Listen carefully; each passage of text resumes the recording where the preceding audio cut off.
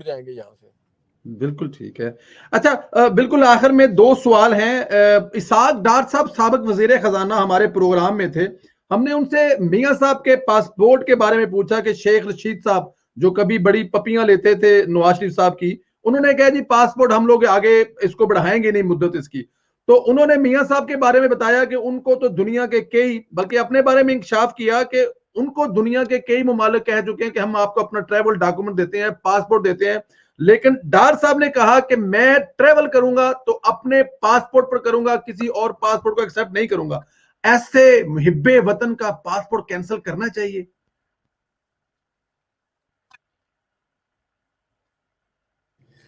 دیکھیے اگر کوئی محب وطن ہوتا تو وہ نہیں کرتا, مگر کوئی عقل سے پیدل ہے, کوئی شیخ چلی ہے, تو آپ شیخ چلی سے اس سے زیادہ کیا امید رکھ سکتے ہیں کہ پاکستان کے اس وزیر خزانہ کے بارے میں یہ بات کر رہے ہیں جس کے دور میں پاکستان کی گروتھ ریٹ سب سے اچھی تھی, جس کے دور میں خزانہ بھرا ہوا تھا, جس کے دور میں سی پیک تھا, جس میں دور میں جی ڈی پی 5.8 تھی. اور میں ذاتی آپ کو ایک مشاہدے کی بات بتاؤں, 2008 میں جب آئی ڈی پیز کا معاملہ تھا 8-9 میں, تو ایک میٹنگ ہوئی ہماری سینٹرل ورکنگ کمیٹی کی. اس میٹنگ میں پاکستان مسلم لیگ کے جو سینٹرل ورکنگ کمیٹی کے ممبران تھے انہوں نے چندہ ریز کیا, پارٹی نے چندہ ریز کیا. تو اسحاق ڈار صاحب نے اس وقت 5 کروڑ روپے اپنے ذاتی جیب سے دیا تھا آئی ڈی پیز کے لیے, جبکہ حکومت پیپلز پارٹی کی تھی. مگر ان ایک انسان دوست آدمی ہے. میں ذاتی طور پہ جانتا ہوں کہ وہ حجویری ٹرسٹ چلاتے ہیں جس میں 200 سے زیادہ بچے پڑھتے ہیں. ان کا جو بینک اکاؤنٹ ہے جسے اس موجودہ گورنمنٹ نے سیز کیا تھا, وہ حجویری جو ٹرسٹ ہے جس سے وہ بچے یتیم اور محتاج بچے ہیں ان کی گزارا اوقات, ان کی تعلیم تربیت, ان کی دیکھ بھال ہوا کرتی تھی, اس کو بھی انہوں نے سیز کر لیا. انتہا ظلم کی یہ کی انہوں نے کہ انہوں نے ان کے گھر کو بھی سیز کر کے اس کو میں نے یہ دادا جی کا فاتحہ اور حلوائی کی دکان والی بات کی کہ گھر اسحاق ڈار کے خون پسینے کی کمائی کے پیسے کا ہے اور آپ اس کو لے جا کر کے اپنی ریاست کے قبضے میں لینا چاہتے ہیں. تو ذاتی طور پہ میرا مشاہدہ یہ ہے کہ ڈار صاحب ایک خدا ترس آدمی ہے اور ان کا ثانی نہیں ہے پلاننگ میں, معیشت کو مینج کرنے میں. میں جانتا ہوں جب کراچی کے لیے ہم نے گرین بس کی بات کی تو آپ کو پتہ ہے یہ پروونشل سبجیکٹ ہے 18ویں ترمیم کے بعد. تو یہ میاں نواز شریف صاحب نے مجھے کہا آپ فکر نہ کریں, ڈار صاحب کہیں نہ کہیں سے کراچی کے لیے فنڈ ریز کریں گے. اور کراچی کو سینکڑوں ارب روپیہ دیا گیا. کیسے؟ گرین بس کے صورت میں وہ کوئی 27-35 ارب روپیہ تھا کہ 4 پانی کے منصوبے کے لیے, سیوریج کا منصوبہ C2 تھا اس کے لیے, motorway Karachi to Hyderabad کے لیے, اور جو پورٹ قاسم پہ پاور پلانٹ لگایا گیا اس کے لیے. تو سینکڑوں کم و بیش 700-800 ارب روپے کراچی کے پیکج کے لیے انہوں نے بولا نہیں, دے دیا عملی طور پہ. اور اسی طرح سے پاکستان کے شوگر کے جو کسان تھے ان کے لیے اضافہ کیا, گندم کی قیمت میں اضافہ کیا گیا, ہمارے ایکسپورٹرز کو ریبیٹ میں انہوں نے بہت مراحت دی. اور آپ دیکھیں کہ آج اور اس وقت کے دور سے زمین آسمان کا فرق ہے. ایک فرینڈلی ہمارے پاس ایٹماسفیئر تھا انویسٹرز کے لیے, اور Pakistan was about to go 2030 میں ہم بڑے جینٹ کے طور پہ معیشت کے ابھرنے والے تھے, پوری دنیا میں ہماری ایکنالجمنٹ ہو رہی تھی. مگر بدقسمتی سے آج گروتھ ہمارا 0 پوائنٹ پہ آ گیا, 0.4 یا 5 پہ آ گیا. تو ڈار صاحب کو لوگ یاد کریں, ان کے دور میں پیٹرول جو ہے وہ 46 روپیہ ہوا کرتا تھا. ان کے دور میں آٹا کی قیمت دیکھ لیں, چینی کی قیمت دیکھ لیں, پیٹرول کی قیمت دیکھ لیں. مجھے ذاتی طور پہ یاد ہے کہ جب پی آئی اے کے ملازمین کی گولڈن اینڈ شیک ہینڈ کی بات ہوئی تو سینٹ کی جو اسٹینڈنگ کمیٹی بنی اس میں ڈار صاحب نے جا کے بھرپور اپنا کردار ادا کیا, اور انہوں نے کہا نہیں جی ان کو نہیں ڈیٹیچ کیا جائے گا, ان کو نہیں نکالا جائے گا, ان کو نہیں شبکدوش. میں ذاتی طور پہ جانتا ہوں اس میں مشاہد اللہ صاحب بھی اس کمیٹی میں تھے. تو ڈار صاحب نے ہمیشہ ایک خدا ترسی کا اور پاکستان دوستی کا, اور جو انہوں نے پیسے کمائے یہ ان کے اوپر جو الزام لگاتے ہیں, تو 2000 سے لے کے 2009 تک کے ان کے جو آمدن میں اضافہ ہوا ہے, تو کوئی پوچھے عقل کے اندھوں سے کہ 2000 میں تو مشرف کی حکومت تھی, 2008 تک مشرف کی حکومت تھی, 2009 میں پیپلز پارٹی کی حکومت تھی. اس وقت تو وہ پاکستان کے وزیر خزانہ بھی نہیں تھے, کلیش آف انٹرسٹ بھی نہیں تھا.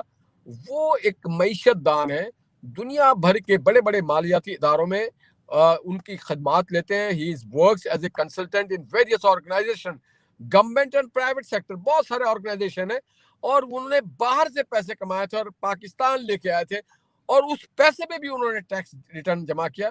مگر دیکھیے یہاں پہ انتقام جب آپ لیتے ہیں تو تعمیر کرنے والوں سے بھی میں کیا شکایت کروں کہ معمار پاکستان کو بھی اس رجیم نے, ہمارے نظام نے, ہمارے معاشرے نے نہیں بخشا.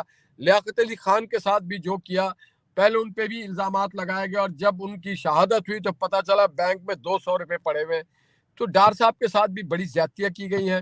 ان کے اگر آپ پاسپورٹ کینسل کر رہے ہیں ان کو کیا فرق پڑتا ہے؟ ان کو تو پوری دنیا دینا چاہتی ہے, اور انگلینڈ والے ان کو کیوں جانے دیں گے؟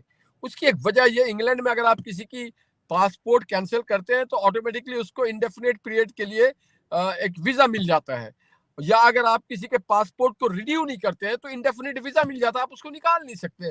تو آپ اپنے ملک کا ایک بہترین ذہن کو, ایک محب وطن کو, ایک پاکستان کے لیے کچھ کر گزرنے والے کو اگر آپ ملک سے بے دخل کریں گے تو اسے ہم یہ کہہ سکتے ہیں کہ روم جل رہا تھا, نیرو بانسری بجا رہا تھا, پاکستان تباہی کے دھانے پہ ہے, اور سلیکٹڈ جو ہے وہ اس طرح کی شادیانے بجا رہے ہیں کہ جی ہم نے ان کے پاسپورٹ رینیو نہیں کرنا ہے. اگر آپ نے ان کے پاسپورٹ رینیو نہیں کرنا ہے تو اس سے پاکستان کو کیا فائدہ ہوگا؟ پاکستان کو سراسر نقصان ہوگا.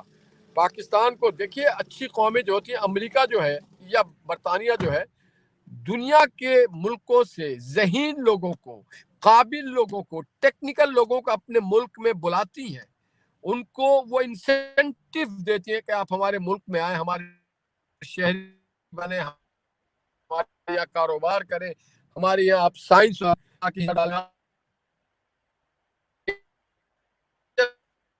ڈالیں, آپ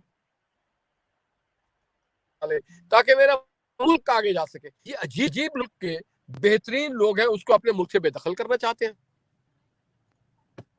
بالکل ٹھیک ہے, بالکل ٹھیک ہے. نہال بھائی, مجھے ذرا یہ ساری باتیں جو آپ نے کی ہیں ڈار صاحب کے بارے میں, گزرے ہوئے زمانے کے بارے میں کی ہیں, ڈار صاحب سے اکثر پروگرام کرتے ہوئے پوچھتے ہیں تو 2013 کے الیکشن میں فرماتے ہیں کہ 5 دن حکومت کے حلف اٹھانے کے بعد بجٹ پیش کیا جس میں 3 گھنٹے آرام کیا, اور اس کے بعد اگلے 5 سال بہترین اکانومی دی. آنے والے وقت میں اگر پاکستان مسلم لیگ نون کو حکومت ملتی ہے تو آپ کیسے سمجھتے ہیں کتنا مشکل ہوگا یہ سب کچھ ڈار صاحب کرنے کے لیے جو اتنا خراب کر دیا نیازی حکومت نے؟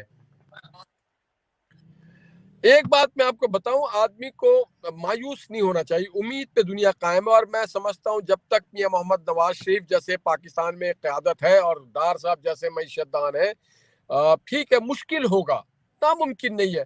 مجھے یاد ہے میں جب بھی ڈار صاحب سے ملا ہوں, ان کے گھر پہ کبھی نہیں مل سکا. وہ ہمیشہ کہتے تھے کہ رات کے 11 بجے آ جائیے آپ بلاک میں, ہمارے سیکریٹریٹ میں.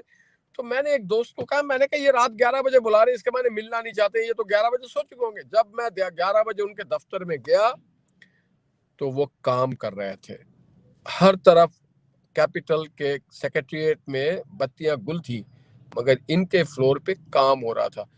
تو اسحاق ڈار جس کا نام ہے, وہ واقعتاً مجھے نہیں معلوم کب سوتے, میں اکثر ان کو کہتا تھا کہ اپنی صحت پہ توجہ دی, آپ 12 بجے رات تک, اور صبح پھر وہ سینٹ کے اجلاس میں موجود ہوتے تھے. تو میں یہ سمجھتا ہوں کہ ڈار صاحب کو شاید اوور ٹائم کرنا پڑے پاکستان کی معیشت کو ٹھیک کرنے کے لیے, مگر ان جیسے لوگ ہیں جو پاکستان کو انشاءاللہ اپنے پٹری پہ لے آئیں گے, اپنا کھویا مقام واپس دلانے میں اپنا کردار ادا کریں گے. مشکل ہے ڈار صاحب کے لیے, ناممکن نہیں ہے.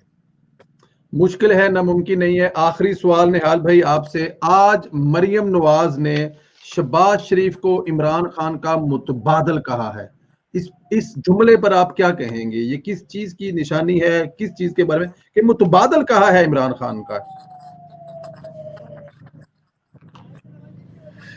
دیکھیں اس سینس میں انہوں نے, ویسے تو میں اس کی زیادہ تشریح اس طرح سے کروں گا جی کہ عمران خان جاتا ہوا نظر آ رہا ہے, تو پاکستان کو اس دور میں شہباز شریف جیسا ایک ڈوور چاہیے جو پاکستان کو تعمیر نو کی طرف لے جائے, جتنا انہوں نے بیڑا غرق کیا ہے. متبادل اس لیے نہیں ہو سکتے, کہاں راجہ بھوگ کہاں گنگو تیلی,